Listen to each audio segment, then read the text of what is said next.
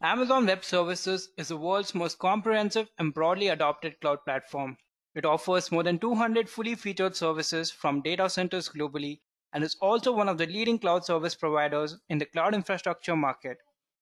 Amazon Web Services offers a variety of cloud-based products including compute, storage, databases, network security, and many more. So in today's session, we're going to talk about AWS Networking Fundamentals.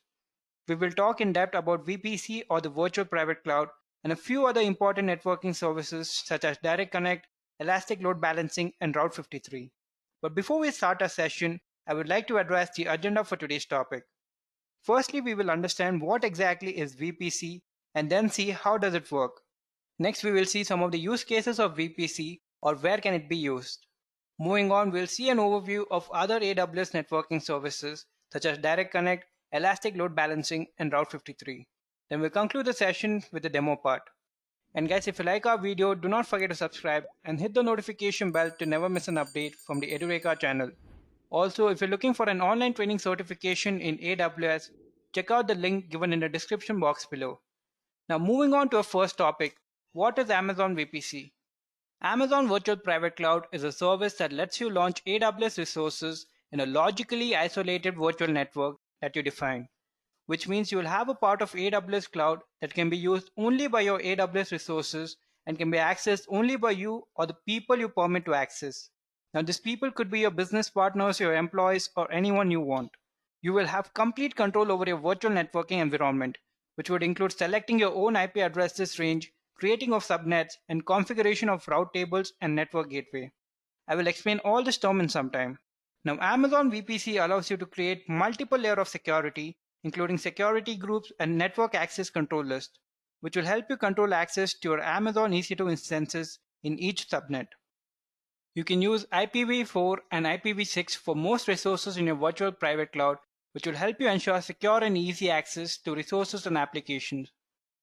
Now that you have some idea about what exactly is AWS VPC, let us move on to our next topic and see how does it work. But before we get into the working part, I would like to explain the terms which I mentioned before. So if you're wondering what are subnets, these are logical subdivision of a larger network. You can launch your AWS resources into a specified subnet. And when I say AWS resources, I mean your EC2 instances and so on. There are two types of subnet, the public and the private. You use a public subnet for resources that must be connected to the internet. And with a private subnet, the resources won't be connected to the internet. Now another interesting point is IP addresses of all the subnet in a network will start with the same prefix. Next we have is a route table.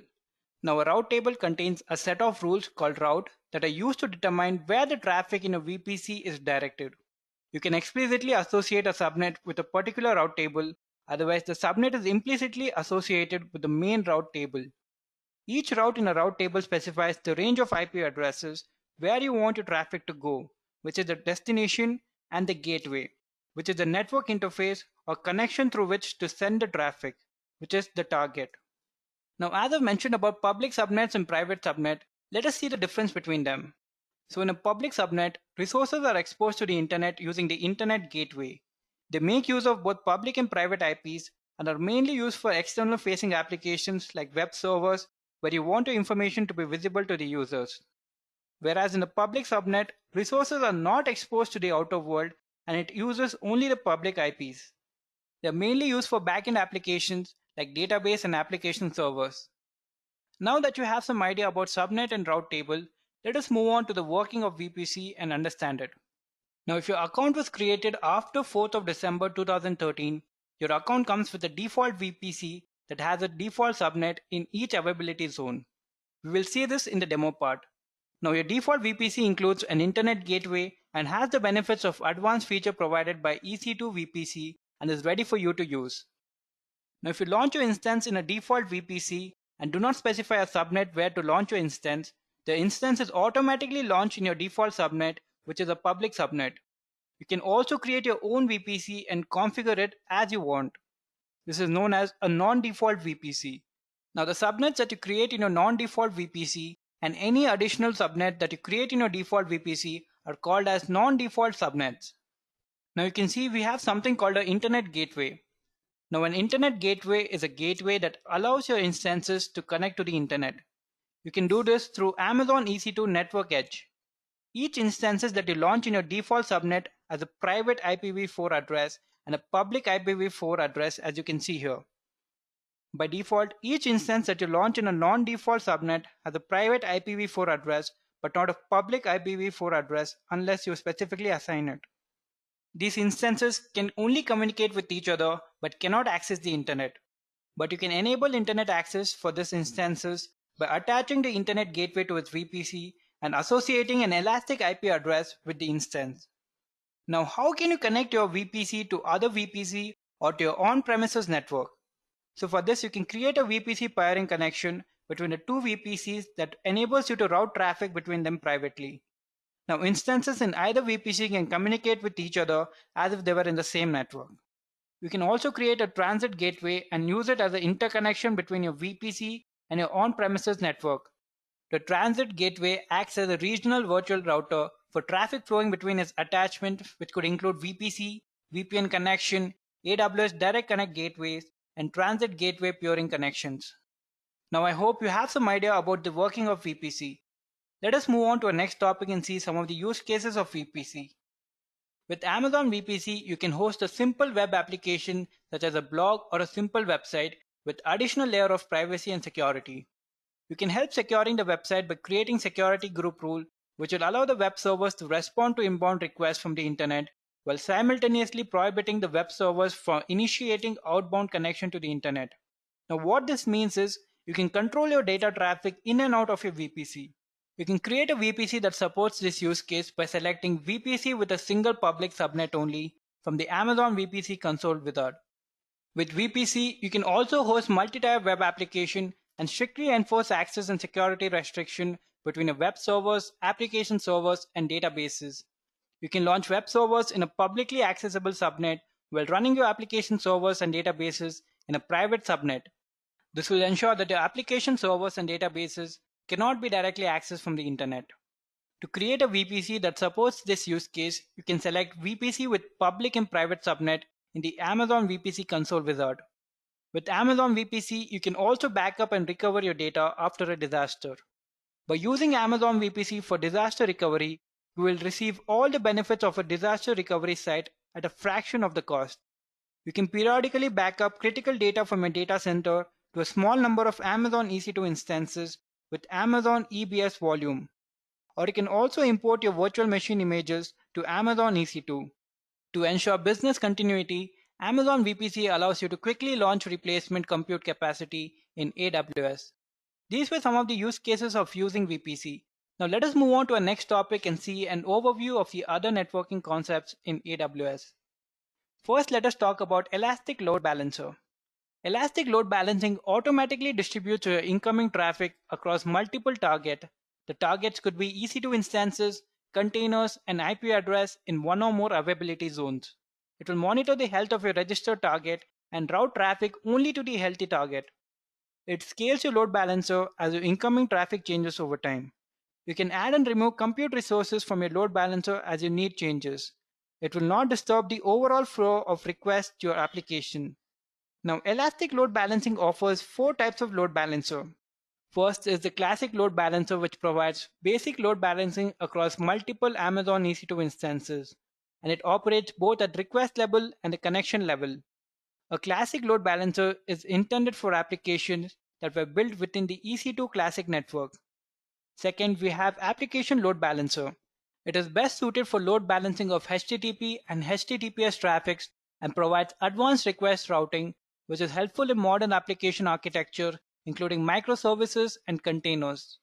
Third, we have network load balancer, which is best suitable for load balancing of TCP, UDP, TLS, where extreme performance is required. A network load balancer routes traffic to targets within Amazon VPC and is capable of handling millions of requests per second while managing ultra-low latencies. Fourth, we have the gateway load balancer. It is used to deploy, scale, and run third-party virtual networking appliances. Gateway load balancer is transparent to the source and destination of traffic, which makes it well suitable for working with third-party appliances for security, network analytics, and other use cases. This was about Elastic Load Balancer. Now let us take a look at AWS Direct Connect. AWS Direct Connect is a cloud service solution that makes it easier for you to establish a dedicated network connection from your on-premises to AWS cloud. Using AWS Direct Connect, you can establish a private connection between AWS cloud and your data centers or your office. You can increase the bandwidth throughput and provide a more consistent network experience than internet-based connections. AWS Direct Connect is also compatible with all the AWS services and is available in a speed starting from 50 Mbps and can be scaled up to 100 GB per second. It helps you build hybrid environment which allows you to use the benefits of AWS and continue to utilize your existing infrastructure. Now let us move on to our next service, which is Route 53. Amazon Route 53 is a highly available and scalable cloud domain name system or DNS web service. It is designed to give developers and businesses a reliable and cost-effective way to route end users to internet applications by translating names into numerical IP addresses. This can be used for computers to connect to each other. Now Route 53 performs three main functions. First one is it registers your domain name. Every website needs a name, be it edureka.co or anything like facebook.com. So Route 53 lets you register a name for a website or web application known as a domain name. The second function is it routes internet traffic to the resources for your domain. So when a user opens a web browser and enters your domain name or the subdomain name in the address bar, Route 53 helps connect the browser with your website or web application. The third function is it checks the health of your resources. Route 53 sends automated requests over the internet to a resource, such as a web server, to verify if it is reachable, available, and functional. You can also choose to receive notification when a resource becomes unavailable and choose to route internet traffic away from the unhealthy resources. Now these were some of the networking services in AWS. Now let us move on to the demo part where I will teach you how you can create a VPC, your subnet, your route table, and an internet gateway. So for our demo, I've logged in into my AWS console. If you do not have an AWS account yet and want to practice AWS services, I would highly recommend you to create an AWS free tier account where you can access more than 75 AWS services for free for a year. So a point to remember is your VPC will be set in this region. In my case, it is Ohio. You can see there are so many regions available here. Your VPC can be set in your selected location. Now let us start a demo. We'll search for VPC. You can just search over here, VPC. Here it is. Now when you click on your VPC, you can see there is a default VPC as I mentioned before. It will also have a default subnet inside it. So now let us create our own VPC. So we'll click on create VPC. So it will ask us to name our VPC. Let me name it demo VPC. Now when you create a VPC, you must specify a range of IPv4 address for the VPC in the CIDR block, which stands for classless inter-domain routing. We will go for the primary CIDR block, which is 10.0.0.0/16. Now mention 16 over here, which means 16 bits is reserved for my VPC network. Now we'll go with the default. I do not want any IPv6 CIDR block. Next we have tenancy. Now here you can see we have two options. One is default, the other one is dedicated. So what dedicated means is you can run your instances in your VPC on a single tenant or a dedicated hardware. So we'll just stick to default here and create our VPC. Then you'll get a message saying you have successfully created your VPC. This is your VPC ID and this is your VPC name. Now let us create a subnet.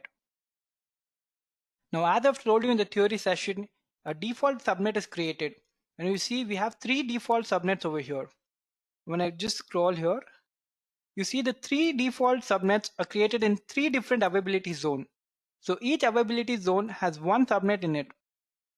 So now let us create a new subnet. We have to select a VPC from here. This is a VPC.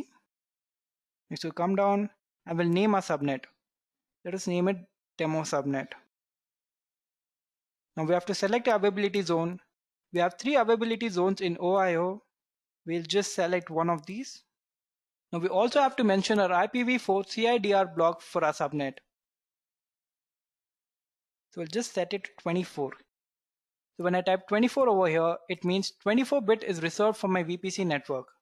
Now the starting of the IP address of the subnet should be the same as the starting address of your VPC. Now after this, let us create a subnet.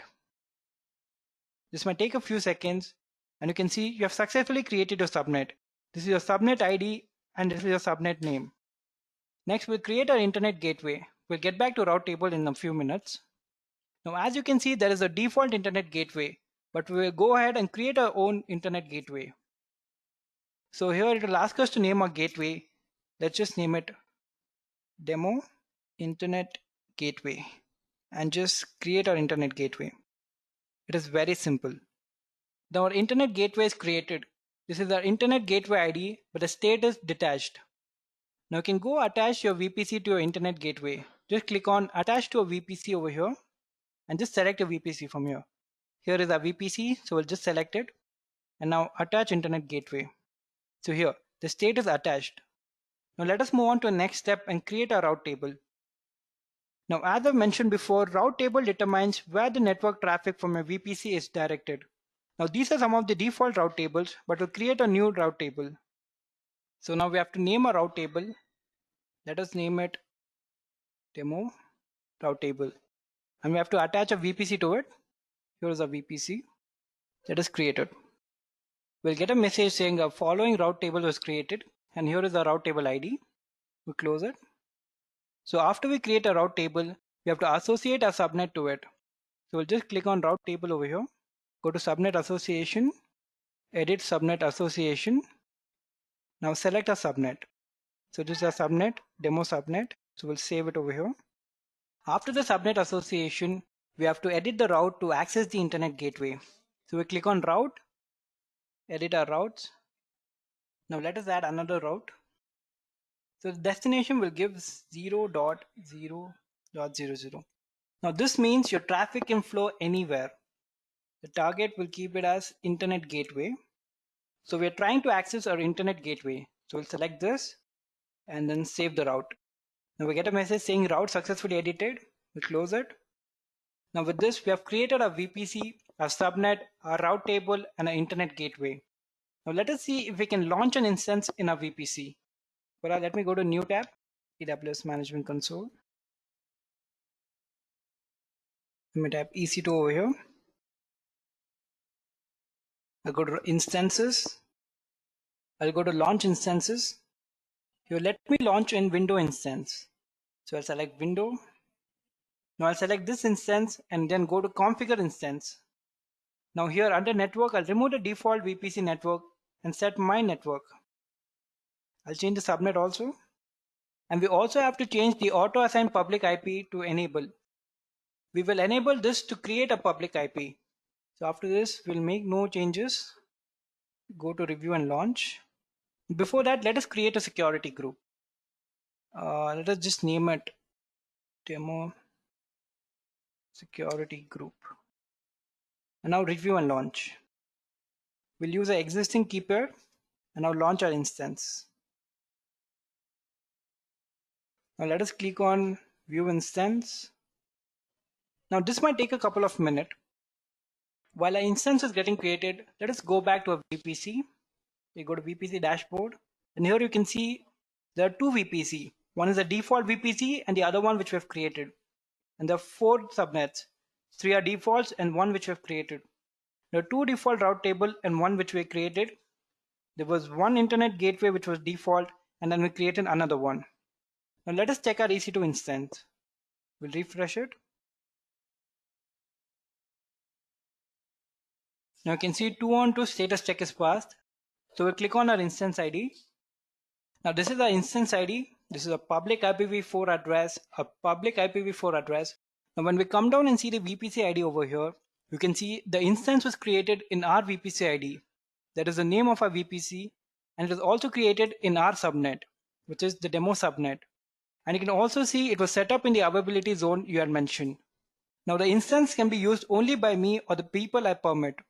A part of AWS Virtual Cloud was given to me to run my resources. And with this, we have come to the end of this video. I hope it was helpful. Happy learning. I hope you have enjoyed listening to this video. Please be kind enough to like it, and you can comment any of your doubts and queries, and we will reply them at the earliest. Do look out for more videos in our playlist and subscribe to Edureka channel to learn more. Happy learning!